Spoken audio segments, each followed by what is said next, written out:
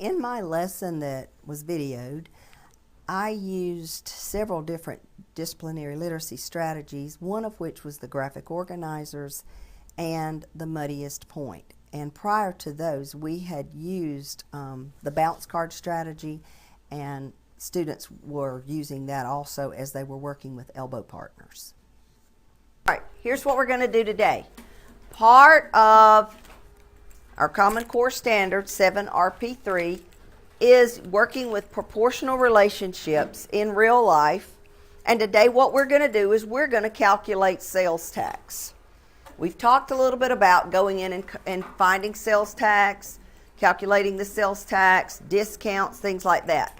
What we're going to do today is we are going to make a pocket to go in your notebook, and then we're going to make a foldable that has your notes on how to solve for sales tax, discounts, and several other things. So we'll be using it for several days, but this is going to give you a nice little place to store it in your notebook.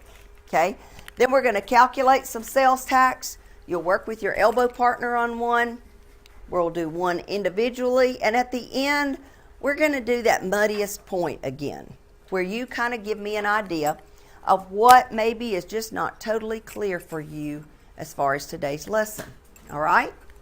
So, the reason I chose these strategies for this lesson were that my students, first of all, struggle with any kind of task that requires multiple steps, and it's very important that I give them just what they need so that they can work through the steps. If you put anything additional in there or any extra information, they get lost very easily.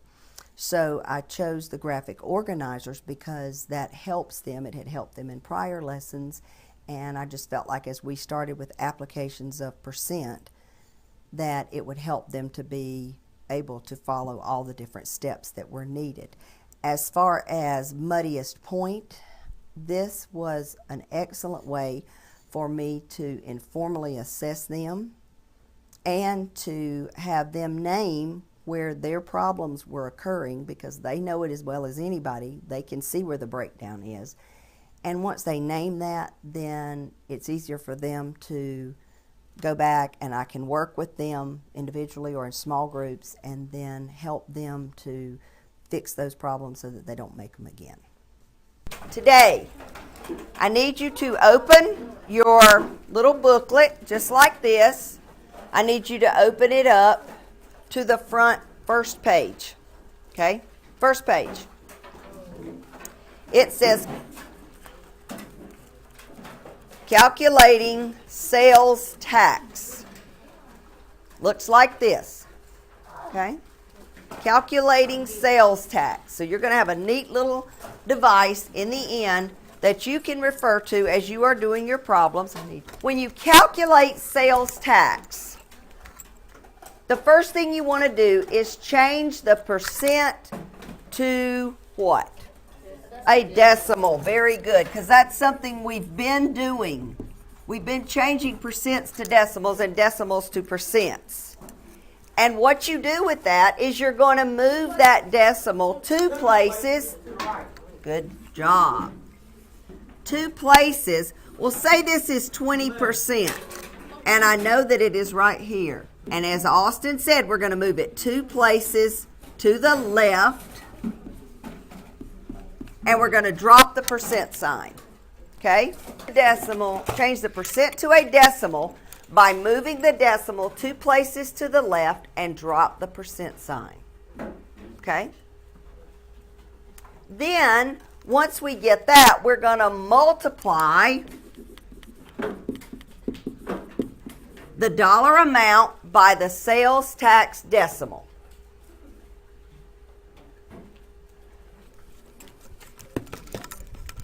Again, what is the first thing we want to do, Riley?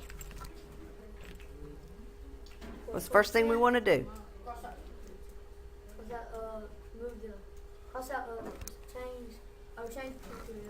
Okay. By moving what? The decimal two places to the left. And then dropping the... Good. Alexis, what's the second thing we want to do? Multiply dollar amount by sales tax. multiply the dollar amount by the sales tax decimal. That's all I want us to do right now. And then we're going to go back and add it. Okay? All right? But that's the first two things we want to do. So, it says, what is 6% sales tax on a $15 CD? The first thing it told me I needed to do was to take my 6% and change it to a decimal. Well, I know that if it is 6%, that the decimal is understood to be right here. And Austin said I've got to move it 2 places to the left, which puts it here, and drop the percent sign. But there's a hole there. What do I need to put there? We put a 0. Very good. Okay. So now I have 6 hundredths, which is the same as 6%, because we know percent is out of 100. And now we're going to multiply that by 15. Okay? So 6 times 5 is 30. I'm going to bring my 3 here. 0 times 5 is 0 plus 3 is 3. I'm going to put a placeholder here. I'm going to start multiplying. 1 times 6 is 6, and 1 times 0 is 0. When I add these together, 0. Thank you, 9, 0. Now, where does my decimal go?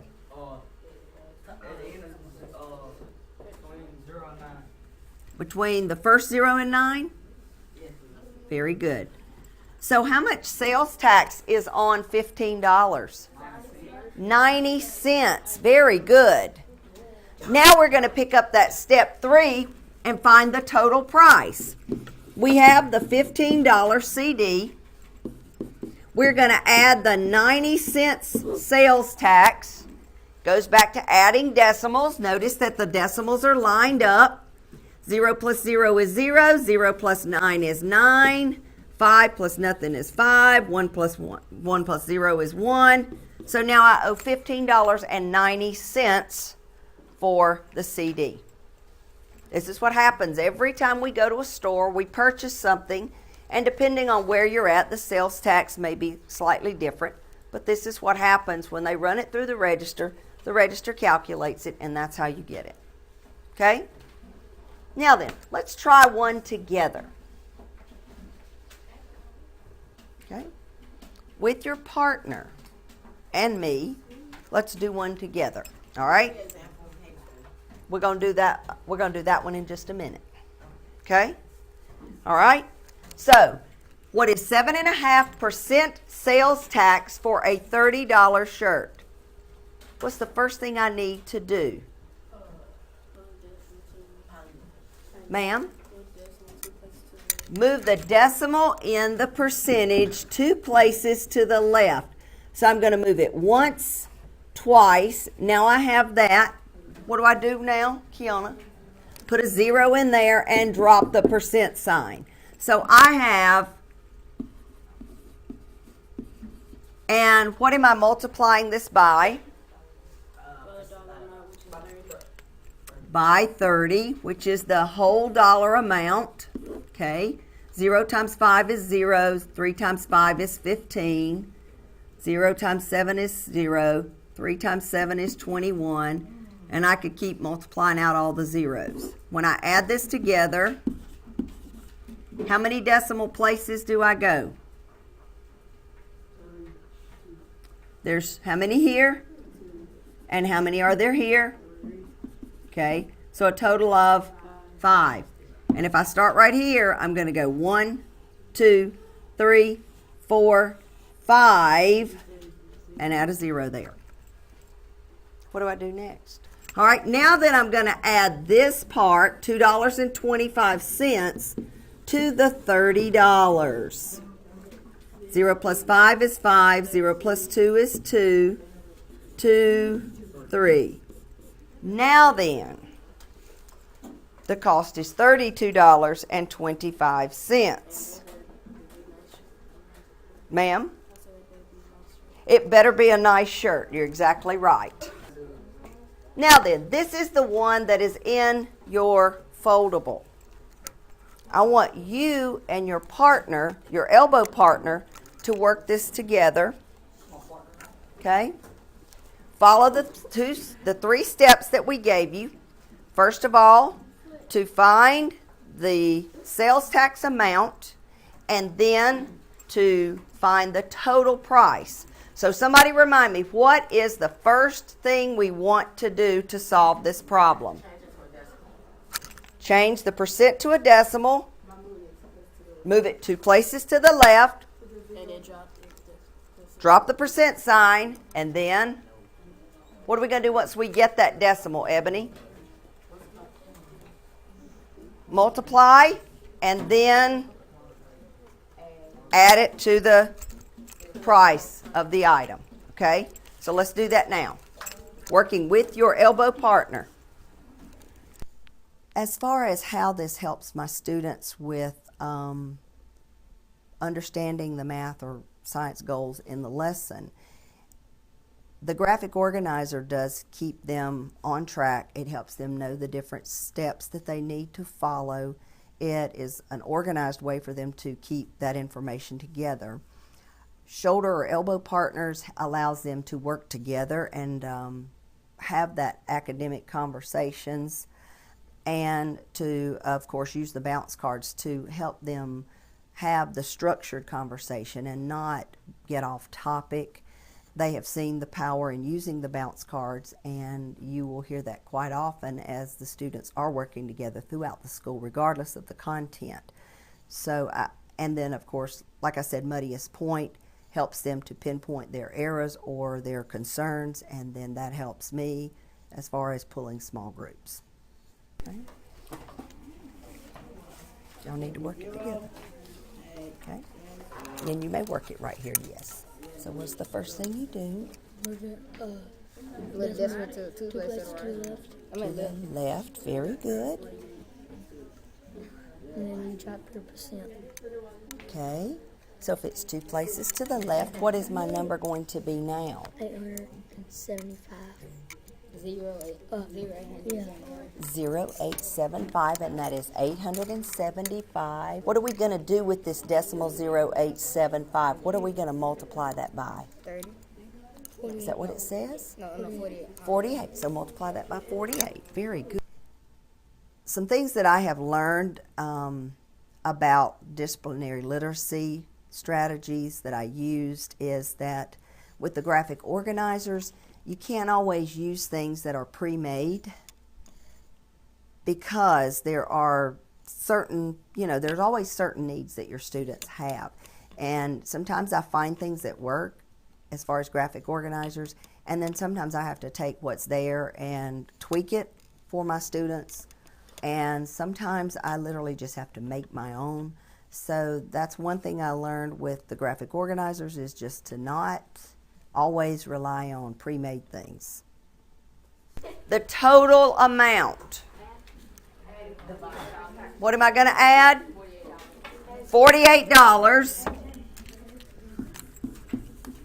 This is the cost of the purchase, and $4.20 tax gives me a total of $52.20. I'm going to get you and your partner to do this exit ticket for me.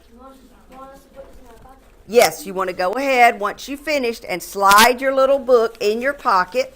Your exit ticket says, calculate the sales tax on a $3.50 purchase if the sales tax rate is 7%. Then at the bottom, I want you to write me a couple of sentences again to describe what is the muddiest point of this for you, or what is, in essence, is giving you the most trouble. Choices that I made in the lesson that helped the disciplinary literacy strategies be successful for my students was that using the graphic organizer helped me to segment my lesson, and after the first couple of steps, I went back and I would use internal summaries to go back and review those steps and have the students call them out to me and question the students about it. And the strategies themselves made the instructional part very clear cut, and it helped the students to see what was important and how to work through the process as they calculated sales tax and total cost of items. And then the muddiest point helped me to see again where students were having difficulties, to help me plan future lessons as to how I would meet those various needs of my students.